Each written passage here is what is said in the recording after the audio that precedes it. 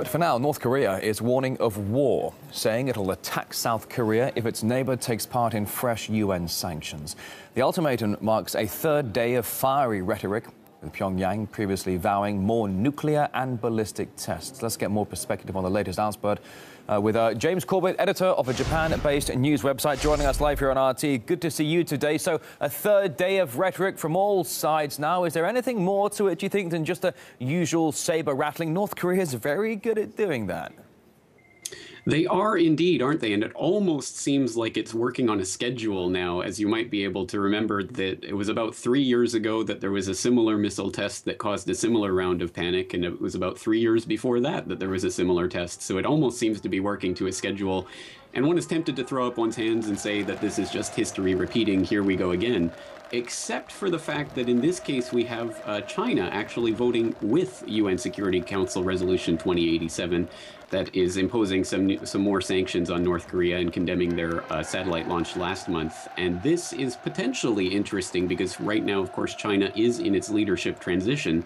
So this potentially means that China might be coming around a little bit, and it might be more amenable to some sort of action on North Korea, because we might remember back in 2010 they tried to block the last UN Security Council resolution. So this might be a change. Certainly it does seem, as you say, a possible changing of the tides there, perhaps even a regional shift with China changing its position on this against North Korea. China supporting, as you say, these UN sanctions against North Korea. But what are your thoughts, though, on this promise from Pyongyang of more nuclear tests? In the past, you and I have spoken here on RT. You've referred to Southeast Asia as a boiling pot. Do you think it can actually fit in an atomic firing range? I doubt the Western world would allow that to go through.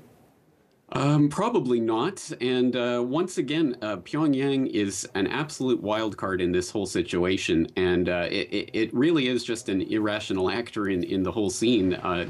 It's been years now of carrots and sticks, and neither of them seem to have any effect. There seems to be periods of relative quiet and then periods of panic and threats and threats of violence. And so far that has failed to materialize into very much on the Korean Peninsula. But of course, it's always possible that some sort of some incident could come out of this. I don't think anyone, even the North Koreans, really want to see that. But I think it is a way of keeping focus on the region and keeping people coming back to the table with North Korea. But I don't think North Korea is ultimately going to be the actor that will have to be involved for a solution to this. I think this is going to have to involve China at some point, because they are the ones that are keeping North Korea on an economic leash and a lifeline right now. So China certainly could be one of the bigger, slightly less visible players in this big old argument that goes on back and forth, for example, between Washington and Pyongyang. You talk about the carrot and stick maneuver. We've seen that over sanctions, also over aid as well, going into North Korea for years and years and years. I must say, though, it is this last year that most of North Korea's shenanigans have been written down to Kim Jong-un's need to prove himself. Do you think in any way that could be the case?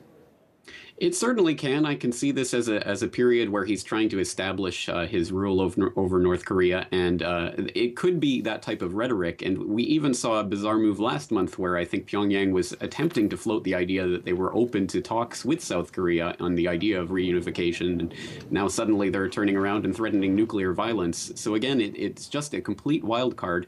But it's interesting to note that the president-elect of South Korea, who was just recently voted in, is now saying that she is still willing to go ahead with the idea of talks with Pyongyang, and is still willing to continue with emergency aid to North Korea. So again, it looks like a lot of people are still willing to come to the table with North Korea. It's just a question of whether or not that will ever amount to anything. Right, Japan-based journalist James Corbett. Thank you.